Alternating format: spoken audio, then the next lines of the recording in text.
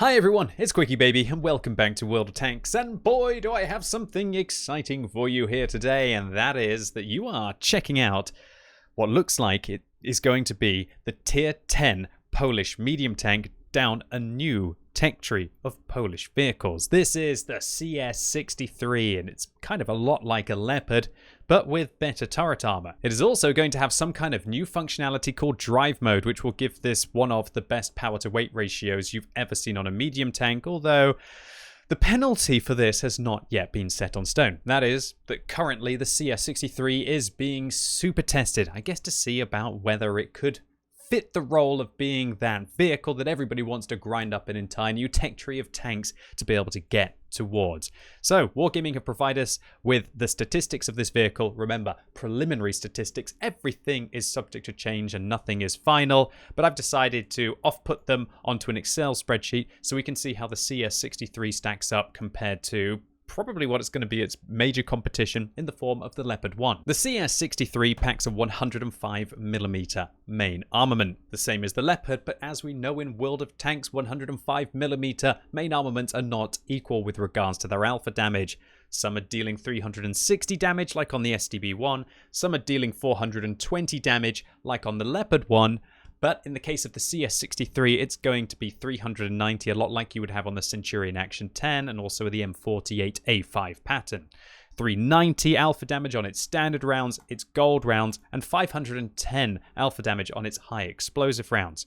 The penetration on this gun is 258 on its standard rounds, 315 on its gold rounds, which I believe are going to be APCR. Yes, they are, as we can see here from the infographic that has been provided for us. And the vehicle is going to have 53mm of high explosive rounds. So immediately, the Leopard 1 is better than that in every single way. And when we see that the damage per minute of the CS-63 is going to be 2,752, it's not 10 out of 10. It's definitely great damage per minute, well up there, way above any of the heavy tanks that are in the game. But there are medium tanks like the SDB-1 which are pushing 3,042 DPM currently in the game. So it's going to be a big step behind that, but still not terrible at all. And the closest competitor with regards to how this gun is going to feel if things stay as they currently are is probably the Centurion Action 10. One thing I would like to highlight, however, is that this vehicle looks like its standard rounds are going to be armor piercing and not APCR, so you should probably expect that this vehicle is going to have poor shell velocity. So if you're a UDES 1516 driver, like I showcased in my tech tree showcase yesterday on Twitch, yeah, you're going to be used to having poor shell velocity on your standard rounds, which definitely will hold the vehicle back when it's trying to snipe at long range. But again, everything is subject to change.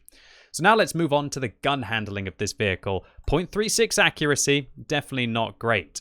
And then this looks a bit confusing, right? Why has the vehicle got 2 aim times, QuickyBaby, you might be saying? Well, outside of its drive mode, it has 2.3 seconds aim time. Again, not great for a tier 10 medium tank. But inside the drive mode, it has 3.5 seconds aim time, so it actually gets worse. And Wargaming in the release, the memo that they've given us, have said that apparently when you enter the drive mode of this vehicle, that the stabilization, i.e. the dispersion values, I presume, when you're moving and also possibly when you're turning the turret, decrease significantly. And so that means that those hidden statistics that Wargaming don't provide you with are probably going to get even worse. So if you're expecting to be able to drive around at full whack with a vehicle like this while also still having great gun handling, yeah, you can't have your cake and eat it in this case. Or you can't have your bread with Smarlets and eat it, maybe, if you'd like those Polish consumables. So now on to the gun depression. 8 degrees of gun depression. Again, not great for a tier 10 medium tank. That's definitely on the low side, like on the E50M. 20 degrees of elevation, but a really good turret traverse of 50 degrees, which means that you should be able to re-engage targets quickly. And that's a very healthy amount of turret traverse to have. It will make it feel quite dynamic. It's just a shame that the accuracy, the aim time, and possibly the dispersion values, definitely the depression, don't match it. Okay, so now onto the mobility, and this is the part that's really exciting about this vehicle, and that is that it has 2 different engine powers and it has 2 different top speeds. A lot like I guess you would have on the wheeled vehicles. When you change the wheels on the wheeled vehicles, you have worse traverse, but you have better acceleration, and more importantly, you've got that very good top speed mode when you're inside the travel mode. Wargaming are calling this drive mode, and so the engine power of the vehicle, if you enter it, goes from 740 up to 1,150. And considering this vehicle is less than a ton heavier than the Leopard, that gives this thing a staggering power to weight ratio of 28.2. That will allow it to go up slopes, probably towards its maybe about 50 or 60, even up the steepest of slopes, and its top speed limit will be 70 kilometers an hour forwards and 20 kilometers an hour backwards, which will tie in first place for the fastest medium tank in the game with the Leopard. But of course, it will absolutely trounce the Leopard with regards to power to weight ratio at 28 compared to the Leopard's sub 21 if you're inside the drive mode of the vehicle. So let's just go back to the infogram here and just clarify what this drive mode is. So this is clearly it says the characteristics for the default mode versus the drive mode. So you can see how Wargaming have presented these, and maybe it makes it clearer for you. Yeah, I guess it makes it a little bit more ugly when I do put it on the Excel spreadsheet. So all in all, what we're seeing here is that you can kind of play it as if it's like a Centurion Action 10 or an SDB-1. It's probably going to have roughly the same kind of gun handling as the probably the Centurion Action 10, maybe just a little bit worse. But as soon as you enter that drive mode, this thing is going to go above and beyond, and it will probably be the fastest of any of the tier 10 medium tanks. So it'll be very interesting to see how that pans out. Next, you might be asking, how is Wargaming going to balance this? How is the switching between these modes going to be in effect? And it should be noted that the impact produced by switching between modes is far from set in stone, and both the numerical values and the characteristics might change. Want to highlight that again. So currently we have no idea is it going to be a delay? Do you have to be stationary when you switch modes? Can you switch modes when you're going at the top speed at 55 kilometers an hour? Do you have to downshift the gear? Will you lose some speed? Will you have to coast for a couple of seconds while the engine revs up? When you're in your wheeled vehicles, for example, if you're on your wheeled vehicles, there's absolutely no delay at all. There's pretty much none. Wargaming removed practically all of it during one of the testing periods of the tank. So now you'll see, I mean, it's gone as far as that I have the drive mode for the EBRs on a mouse button on my side so that I can manage to do it without having to faff around with my fingers, so I can continue using them all on WASD, right, when I'm playing those wheelies. Maybe that's going to be the case on a vehicle like this as well. Maybe there'll be no penalty for switching between the drive modes, apart from obviously the effect that it's going to have on your ability with regards to aim time and gun dispersion. Maybe Wargaming have decided that there will be no penalty for switching between them, as in like a time delay. If that's going to be the case, then you'll easily be able to switch between the drive mode and the regular mode, with the regular mode when you want to shoot your opponents and the drive mode for when you want to maneuver in between them. We'll have to see how it's all going to work out. It'll be very interesting to see how Wargaming want to balance this tank between the standard and rapid modes of travel. So now on to the armor that this vehicle has, and that is 80 millimeters at the front of the hull. Yeah, definitely not great. 50 at the side and 40 at the rear. If we go back to the infographic, we can probably see how well angled. It actually looks like it's going to have a horrific lower plate, but the upper plate should actually be pretty good.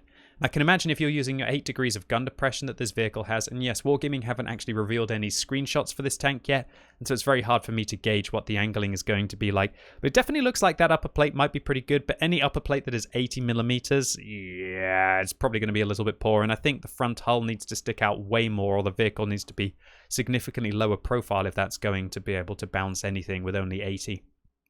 However, the turret is a completely different can of worms here. 260 millimeters of frontal turret armor, 60 on the side and 40 at the rear. That means that the side of the turret is going to be absolutely garbage on a tank like this.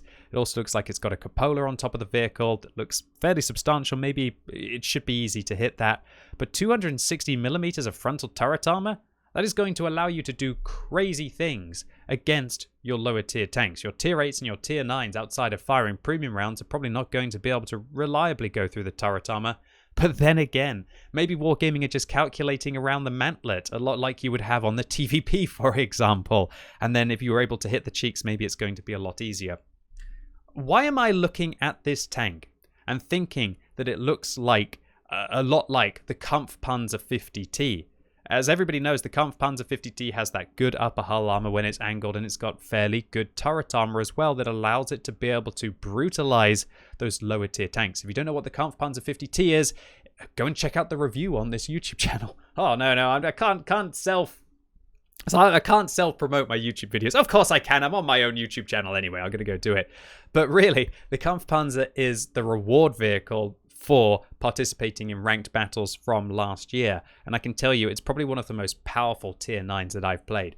Purely because you have that armor to be able to brush aside those lower tier tanks, but you still have that really good gun performance to be able to trade as if you were kind of a Leopard prototype against the equal and higher tiered opponents.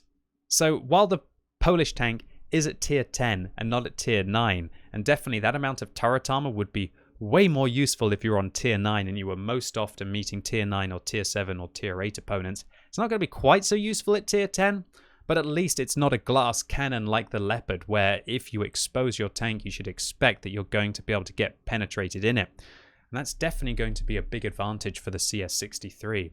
And trust me, hull armor, it's good, but it's quite often overrated if you've got decent amounts of gun depression. If you've got that turret armor where your gun is, sometimes that is all you need. So to wrap it all up, this vehicle has 2,000 hit points, a nice big slug above the Leopard 1, and 400 meters view range.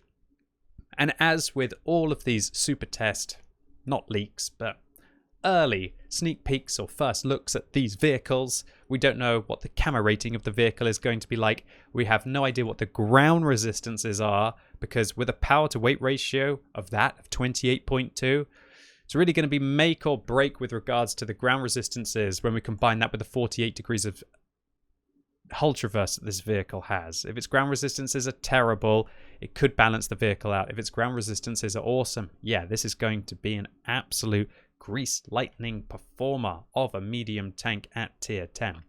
But more importantly, we don't know about how to switch between the travel modes. Are we going to have to be completely stationary to turn the engine off and then turn the new engine on, or to be able to bump it up to 1,150 horsepower?